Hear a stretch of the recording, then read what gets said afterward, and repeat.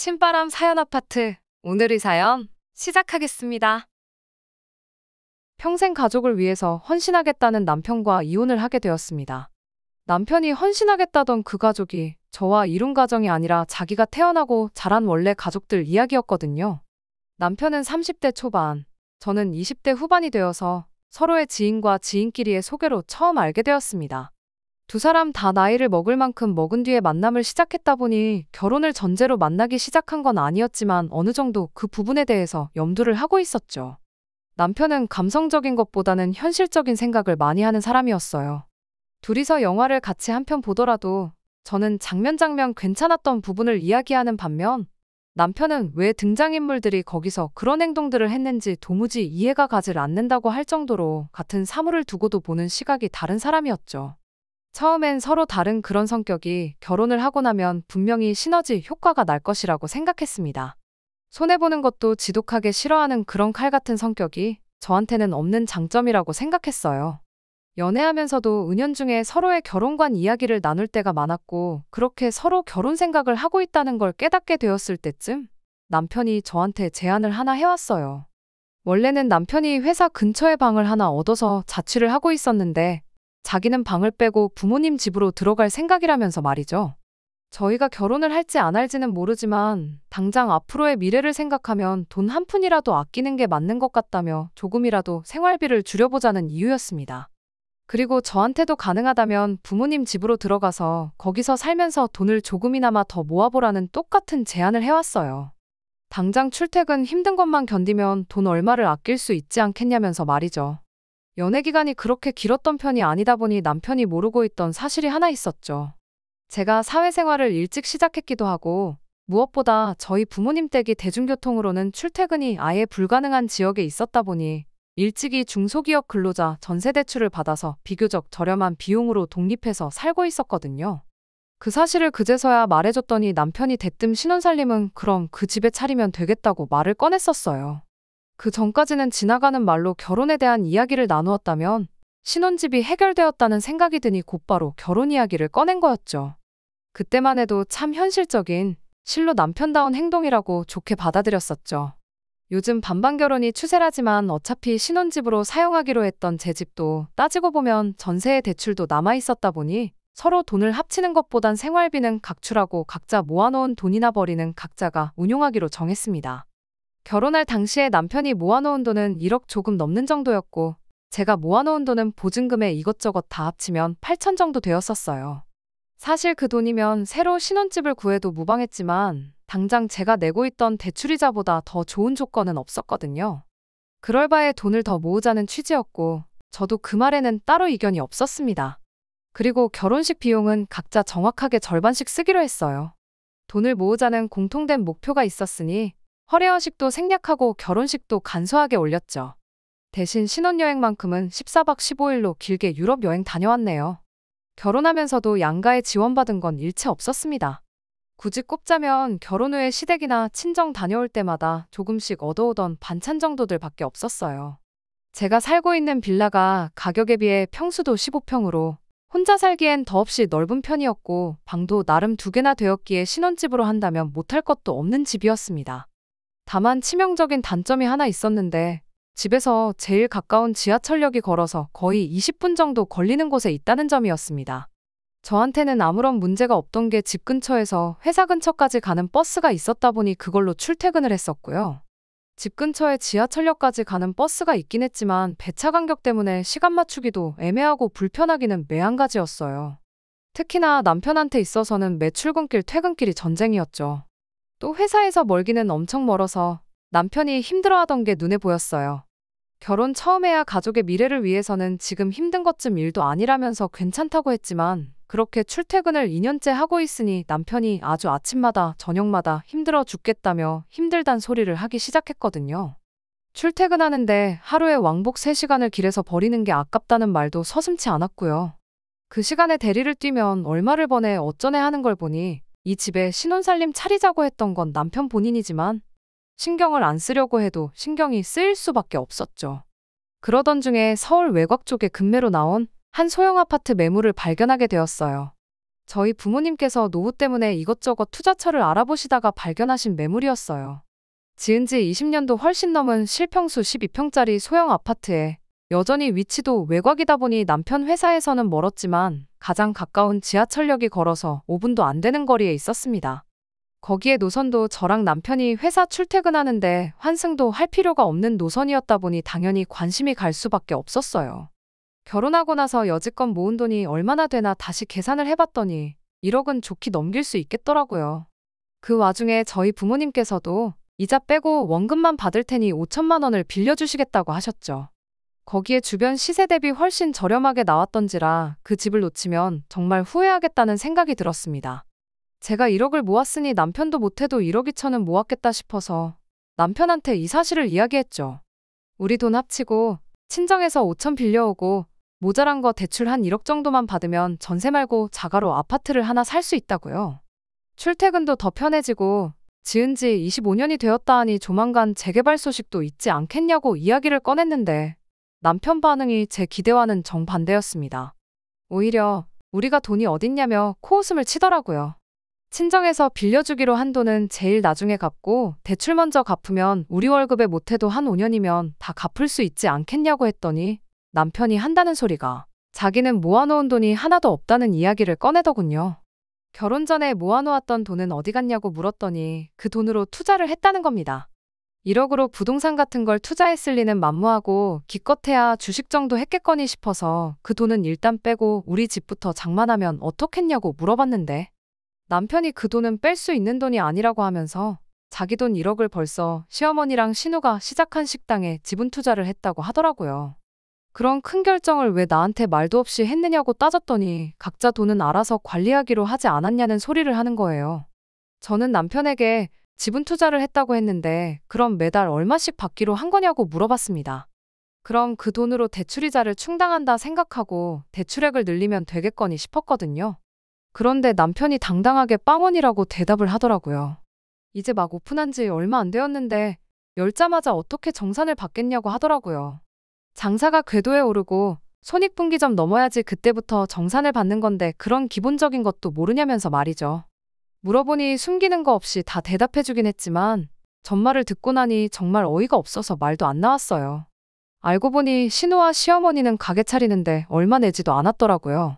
남편 돈이 다 들어갔고 신우 돈 조금에 시어머니 돈 조금 그리고 나머지는 다 대출이었다고 합니다. 손익분기점이라 함은 그 대출금을 다 갚고 난 이후부터가 될 거라고 하더라고요. 대신 그렇게 되면 자기 지분이 제일 높은 만큼 자기가 일을 하나도 안 해도 제일 큰 비율로 돈을 가져가게 될 것이라며 자신있게 말하더군요. 대충 달에 200 정도를 생각하고 있다나요? 각자 돈에 대해서는 서로 터치를 안 하기로 했지만 이렇게까지 상의 없이 돈을 써도 되나 싶더라고요.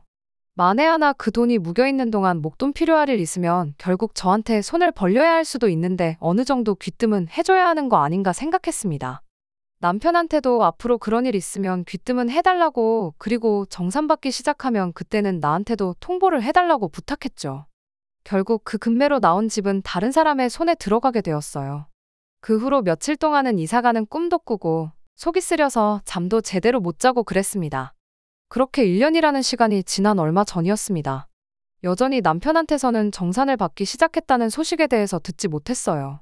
솔직히 짜증났지만 저보다는 남편이 더 스트레스를 받고 있겠거니 싶어서 그 부분에 대해서는 저도 최대한 말을 안 하고 있었습니다. 그러던 중 뜬금없이 시어머니한테서 연락이 왔어요.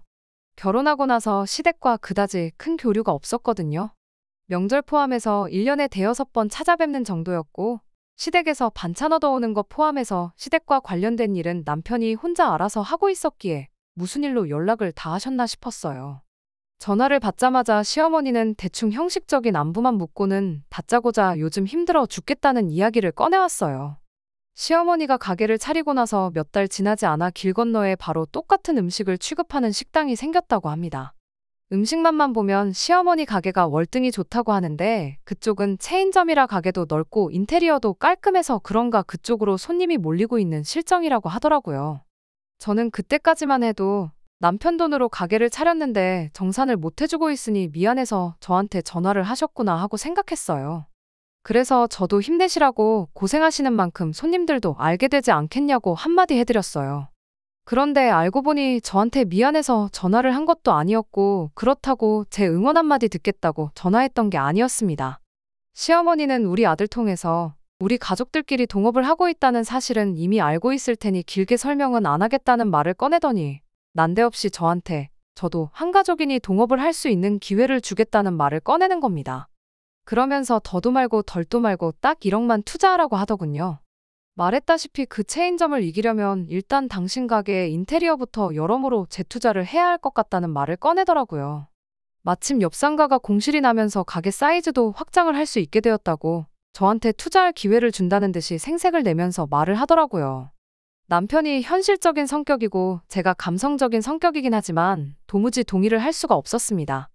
일단 음식 맛이 월등하다는 말부터가 손님들 입에서 나온 말이 아니라 시어머니가 당신 입으로 저한테 했던 말이었으니까요. 요즘 사람들 입맛이 얼마나 귀신 같은데 체인점만도 못하니까 먼저 가게 차려놓고도 손님들을 다 빼앗긴 거 아니겠어요? 가게 인테리어 조금 좋아지고 사이즈 넓어진다고 해서 빼앗긴 손님들을 돌릴 수 있을 리가 만무했죠. 물론 그 말을 입 밖으로 꺼내진 않았어요. 대신 당장 제가 어떻게 그런 목돈을 마련할 방법이 없다고 좋게 돌려 말해 거절을 했습니다. 그런데 시어머니 반응이 뭔가 알고 있다는 눈치였어요. 작년에 아파트를 산다느니 어쩐다니 하지 않았느냐는 말을 꺼내는 걸 보니 제 돈이 얼마나 있는지 남편이 대충 귀뜸을 해줬나 보더라고요. 그래서 제가 그 돈을 마련하려면 지금 살고 있는 집 전세를 빼야 한다는 말까지 해줬습니다. 그런데 남편이 생각보다 자세한 이야기를 시어머니한테 해줬나 보더라고요. 니네 집에서 5천만 원 무이자로 도와주기로 했다지 않았냐고 그 돈 받아다 가게에 투자를 하면 어떻겠냐고요. 그래서 그냥 솔직하게 이야기했습니다. 친정에서 그 돈을 빌려주기로 한 건 맞지만 그건 집을 살 때 이야기지 투자를 해야 한다 그러면 분명히 거절하실 거라고요. 그리고 제 돈하고 친정 부모님 돈은 그냥 아껴뒀다가 좋은 집 매물이 나오면 그때 필요하게 될 테니 드릴 수 없다고 딱 잘라 대답했습니다. 시어머니는 지금도 잘 살고 있으면서 왜 자꾸 집 욕심을 내냐고. 요즘 부동산 잘못 건드리면 쪽박 차는 거 시간 문제니 괜히 힘들게 모은 돈 날려먹을 생각하지 말고 당신한테 투자하라고 자꾸 우기는 겁니다. 그 체인점 손님만 뺏어온다면 장사 중인 그 동네가 유동인구가 어마무시해서 대박나는 건 시간 문제라고요. 1억 투자해서 집은 얻으면 남편이랑 똑같이 달마다 최소 200만 원은 가져가게 되는 건데 그러면 너 200 우리 아들 200 해서 매달 앉은 자리에서 400씩 버는 건데 투자를 안 할 이유가 없다고 하는 거죠. 세상 어디 가서 1억 가지고 달마다 그 돈을 벌어오겠냐고. 4년만 참으면 원금 회수하는 거고 그 다음 해부터는 돈방석에 앉게 되는 거 모르냐며 저보고 산수도 못하냐고 답답하다고 하는 겁니다. 어린 나이에 전세로 집도 구하고 똘똘한 며느리가 들어온 줄 알았더니 아주 산수도 못하는 헛똑똑이었다며 저를 바보 취급까지 하면서 말이죠. 말이 그렇지 아무리 집값이 하락하는 추세라고 해도 서울에 아파트 하나 가지고 있는 거랑 개업한 지 얼마나 됐다고 벌써부터 체인점에 손님 다 빼앗겨서 망하니 어쩐다니 하는 시어머니 식당이랑 비교하는 게 가당키나 한지 싶었습니다. 입 밖으로 그 말을 꺼내진 않았지만 저는 끝까지 투자할 생각은 없다고 제 뜻을 강하게 주장했어요. 시어머니도 고집이 보통은 아니라서 거기서 30분을 더 저를 설득하려고 별 말도 안 되는 소리들을 계속 늘어놓았죠. 설득이라기보단 막무가내로 돈 내놓으라는 소리나 마찬가지였고요. 저도 한번 고집 부리면 끝을 보는 성격이었다 보니 결국에 가선 시어머니도 포기를 하더군요. 전화 끊으면서 조만간 우리 가게 대박나서 아들이 정상금 받게 되면 그 돈으로 옷 한 벌은커녕 껌 한 통도 사 먹을 생각하지 말라며 으름장까지 놓으면서 말이죠. 이 사실을 남편하고도 이야기했는데 남편은 대수롭지 않게 그러냐고 싫으면 안 하는 거지 뭘 그렇게 신경 쓰냐며 걱정 말라고 한마디 하고 말더라고요. 어쨌든 결혼 후 시어머니와 생긴 첫 갈등이다 보니 저는 제 나름대로 심각했기에 말만 그렇게 하지 말고 어떻게 좀 해달라고 말했더니 남편이 알겠다고 대답을 했죠. 그래서 저도 그냥 남편이 알아서 해결하게 두도록 하고 신경을 아예 쓰지로 않게 했습니다. 그런데 남편이 가져온 해결 방법이 참 가관이었어요. 그렇게 시어머니한테 투자 강요 전화를 받은 지 2달 정도 지났나 그 뒤로는 시댁에서 연락 한 통 따로 없었기에 그냥 이렇게 일단락 되는구나 싶었습니다. 남편 회사까지 교통이 엉망이기도 하고 거리도 멀다 보니 항상 남편이 저보다 못해도 1시간 반은 일찍 일어나 준비를 했었거든요. 그런데 사건이 터진 그날은 웬일인지 제가 일어났는데 남편이 아직도 쿨쿨 자고 있더라고요. 알람을 못 들었나 싶어서 제가 허겁지겁 깨웠는데 남편이 잠에 취해서는 짐 들어오는 것 때문에 오늘 출근 안 하기로 했다고 대답을 하더라고요.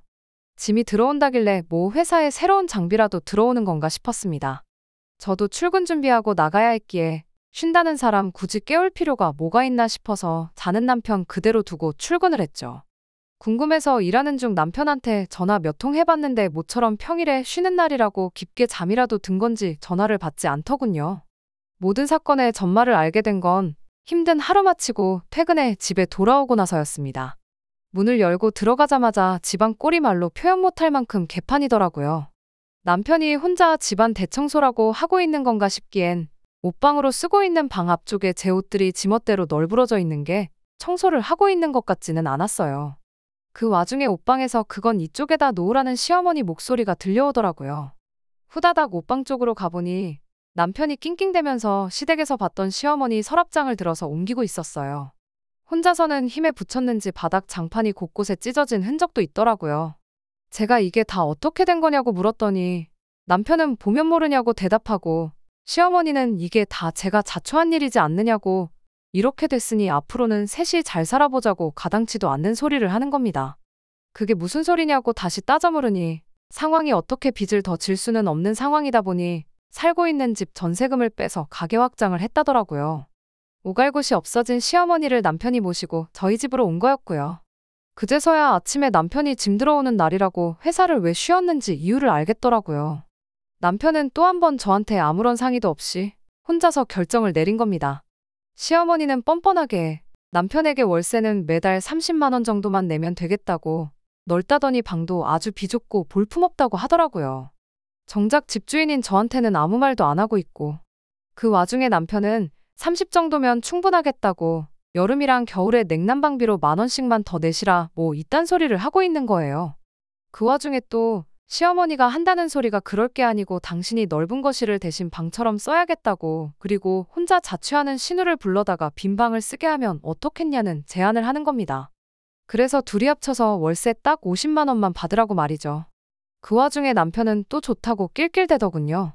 저는 아무 말 없이 옷방 앞에 널브러진 제 옷들을 주섬주섬 챙겨서 창고 한 구석에 고이 모셔놓았던 이민 가방 꺼내서 그 안에 쑤셔 넣었습니다. 처음 원룸 생활하다가 전세집으로 이사할 때 이사비 조금이나마 아껴보겠다고 중고로 15,000원 주고 구해놓은 이민 가방을 이런데 쓰게 될 줄은 몰랐죠. 그 외에도 가방에 빈틈이 없어서 더 안 들어갈 때까지 제 짐을 추려 넣었습니다. 남편이 뭐 하냐고 묻길래 정리는 미리미리 해놓아야 편하지 않겠냐고 대답을 해줬습니다. 남편은 저 말에 숨은 속뜻이 있었다는 걸 전혀 눈치 못 채고 제가 시어머니랑 같이 사는 걸 받아들이고 일 키우지 않게 숙이고 들어간 걸로 이해를 했나 보더군요. 방에 쫓아 들어와서 저한테 저라면 이해해줄 거라 믿고 있었다며 고맙다는 말을 해왔으니 말이죠. 잠들기 전에도 그래도 어머니한테 받기로 한 월세는 전부 저한테 주겠다는 소리까지 하더라고요. 그러면 저한테도 좋은 거 아니겠냐는 어이없는 소리를 하면서요. 그리고 어머니랑 동생 가게가 잘 되거든 정상금 나오면 뒤늦게라도 지분을 얻을 수 있게 이야기를 해주겠다는 겁니다. 어차피 대출이 있기 때문에 그걸 제 돈으로 갚고 그만큼 제 지분을 포함하면 되는 거라 아니겠냐면서요. 세상에 제가 월세로 받는 30만 원이 아쉬워서 혹은 앞으로 받을지 못 받을지도 모를 달 200만 원 때문에 이런 식으로 합가를 허락했다고 생각했던 걸까요? 정말 우습지도 않더군요. 그렇게 일주일을 더 지냈는데 시어머니가 엄청 흡족해하는 눈치더군요. 이럴 줄 알았으면 진작에 집부터 팔아버리고 이 집 들어와 사는 건데 하면서 며느리가 있으니 편해서 너무 좋다고 하더군요. 그도 그럴게 오셔서 집안일 같은 거 도와주시기는커녕 일 때문에 바쁘다고 당신 빨래까지 저한테 시키시고 심지어 하루 종일 일하고 온 저한테 가게에서 손님들한테 서비스로 나갈 만두까지 빚으라고 시켰거든요. 제가 아무 계획도 없이 이 상황을 당하고만 있던 건 아니었어요. 적당한 날을 기다리고 있었는데 하늘이 도운 건지 못해도 한 달은 있어야겠다 싶었는데 일주일 만에 기회가 찾아왔습니다. 평소 때처럼 아침에 일어나니 남편은 평소처럼 일찍 일어나서 출근을 했더군요. 시어머니는 제가 일어나는 걸 보고는 아침밥부터 찾으시길래 군말 안 하고 즉석밥 하나 데워서 냉장고에 있는 거 대충 꺼내서 드렸어요. 앞으로 일어날 일을 생각하면 이 정도쯤은 해줘야 계획에 차질이 없겠다 싶었거든요. 시어머니가 식사하는 동안 저는 출근 준비를 하고 있었는데 그때 마침 딱 시어머니가 가게 일 때문에 일찍 신우랑 어디 좀 다녀와야 된다며 집을 비우셨죠. 시어머니가 장사 때문에 항상 저 출근할 때까지도 집에 계셔서 마땅한 타이밍을 못 잡았는데 정말 운 좋게 그날 바로 기회가 찾아온 거죠. 시어머니 나가는 거 확인하자마자 회사에 전화해 출근 좀 늦게 하겠다고 사정을 설명하고 곧바로 작업에 들어갔어요. 근처에서 대학교 다니고 있는 사촌동생한테 곧바로 전화해서 수고비로 100만 원 줄 테니까 힘 잘 쓰는 친구들 몇 명 데리고 저희 집으로 좀 오라고 했어요. 아침이었는데도 100만 원 준다고 했더니 정말 1시간도 안 돼서 힘 꽤나 쓸 것 같은 친구들 2명을 데리고 오더라고요. 용달차 하나 불러서 사촌동생 시켜서 제 집만 따로 빼놓고 시어머니랑 남편 짐은 거실 한가운데다가 좌르륵 다 빼놓았습니다. 남편이 사실상 못 많았다 보니 시어머니가 집 처분하고 들고 온 서랍장 같은 거 몇 개 빼고 나면 옷가지 말고는 짐이라고 부를 만한 것도 없었거든요. 제 짐은 셀프 보관 창고로 옮겨놨어요. 비용은 진작에 알아봤는데 생각보다 저렴해서 놀랐네요. 아무튼 일처리 끝난 거 확인하고 사촌동생한테 100만 원 쥐어주고 고생했다고 친구들이랑 밥 사 먹으라고 10만 원 더 줬어요. 그랬더니 앞으로 이런 일 있으면 자주 불러달라고 하더라고요. 이런 일이 또 있으면 안 되는 건데 동생이 아직 철이 없다 보니 그렇게 말했나 봐요. 그리고 저는 그 길로 바로 회사로 출근했죠. 출근하는데 발걸음이 그렇게 가벼웠던 적이 없는 것 같아요. 몇 시간쯤 지나서 시어머니가 신우랑 볼일 마치고 집에 돌아와서 집안 꼴을 확인이라도 한 건지 저한테 미친 듯이 전화가 걸려오기 시작했습니다. 몇 통 무시하다가 전화를 받았더니 시어머니가 다급한 목소리로 이게 다 무슨 일이냐며 호들갑을 떨길래 회사 일 때문에 바빠서 지금 통화하기 좀 그렇다고 한마디 말하고 전화 끊어버렸어요. 아니나 다를까 5분도 안 지나서는 이제 남편한테까지 전화가 걸려오더라고요. 회사 전화로도 걸려왔는데 직원한테 부탁해서 저는 외근 나가 있는 걸로 좀 해달라고 미리 부탁해놓은 덕분에 남편하고 통화는 쉽게 피할 수 있었어요. 퇴근하고 집에 오니 남편도 상황이었는지 일찍 퇴근했더라고요. 집안에서 망연자실하게 서 있는 두 사람 꼴을 보니 터져나오는 통쾌한 웃음을 참을 수가 없었습니다. 남편이 저한테 이게 다 뭐냐고 물어보기도 전에 시어머니가 저를 보자마자 육두문자를 쓰면서 저한테 뭐라 소리를 지르더라고요. 처음엔 집에 도둑이 들었는 줄 알고 놀랐는데 당신 짐하고 남편 것만 집에 남아있는 걸 보니 제 소행인 걸 대번에 알았다네요. 그 말 듣자마자 저도 도둑 맞지 않냐고 내 돈 1억 꽁으로 털어가려던 사람들이 어떻게 안 되니까 이젠 내 집에 들어와 살림까지 차렸는데 그게 도둑이 아니고 뭐라고 설명할 수 있겠냐고요. 그랬더니 시어머니가 지금 나를 도둑이라고 부른 거냐고 열을 내길래 사실 도둑보단 날강도가 더 어울리는 표현인 것 같다고 정정해줬네요. 시어머니야 열이 잔뜩 받아서 저러고 있지만 남편은 대충 돌아가는 상황을 짐작한 건지 저한테 왜 그러냐며 대화로 좋게 풀어보자고 하더라고요. 대화로 좋게 풀을 수 있는 일이었으면 신우랑 시어머니한테 전 재산 퍼다주고 내 집에 모시고 오기 전에 진작에 대화를 하지 그랬냐며 당신하고는 더 할 말 없으니 이혼 서류 준비되는 대로 사인이나 해달라고 딱 잘라 한마디 해줬습니다. 그리고 집도 빠른 시일 내로 부동산에 내놓을 테니 당신이랑 어머님 짐도 빠른 시일 내로 빼달라고 했어요. 그 와중에 시어머니가 저를 고소하겠다느니 어쩐다니 하길래 내 집에서 내 짐만 빠졌고 어머님하고 남편 짐은 여기 고스란히 다 있는데 저를 뭘로 고소하실 생각이냐고 물었죠.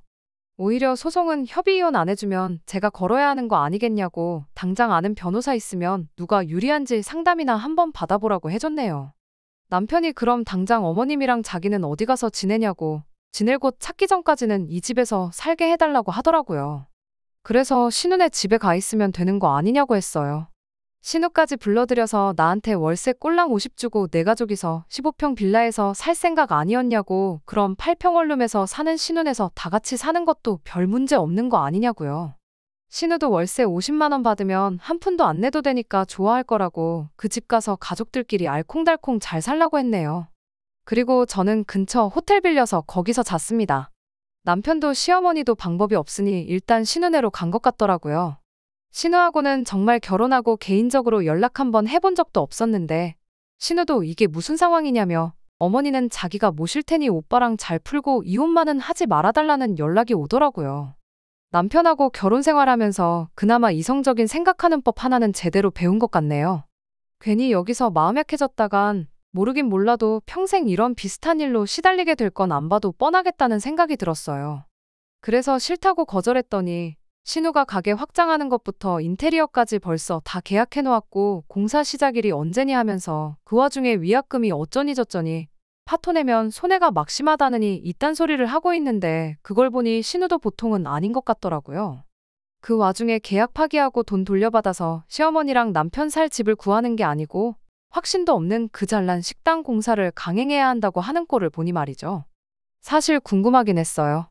셋이 전 재산 털어서 만든 그 식당이 망하는 꼴을 두 눈으로 직접 보고 싶기도 했거든요. 그런데 뭐 이미 마음 굳혔는데 그 망하는 꼴 보자고 길게 끌 이유가 없어서 그냥 남편하고는 그렇게 이혼하게 되었습니다. 다른 건 몰라도 이따금씩 생각날 때마다 한번 시어머니 가게를 검색창에 검색을 해보곤 합니다. 아직 망해 없어지지는 않은 것 같은데 리뷰 같은 거 보면 개중에 좋은 리뷰도 간간히 보이긴 하지만 보통은 길 건너 체인점보다 음식 맛이 없다느니 서비스가 구리다느니 이런 의견들이 대부분인 걸 보니 없어지는 건 조만간이겠다 싶네요. 이게 다 인과응보라는 걸 깨닫고 땅을 치고 후회하는 날이 오면 좋겠습니다. 속 시원하게 한 방 먹여주긴 했지만 저도 저대로 지난날에 저에게 후회를 하고 있거든요. 요즘 사람들이 개인주의적이라고는 하지만 남편이라고 너무 터치 안 하고 알아서 잘하겠거니 믿는 것도 좋은 방법만은 아닌 듯 합니다. 끝까지 들어주셔서 감사합니다. 오늘의 사연은 여기까지입니다. 구독과 좋아요, 알람 설정 부탁드리고 더 좋은 사연으로 다시 찾아뵙겠습니다. 감사합니다.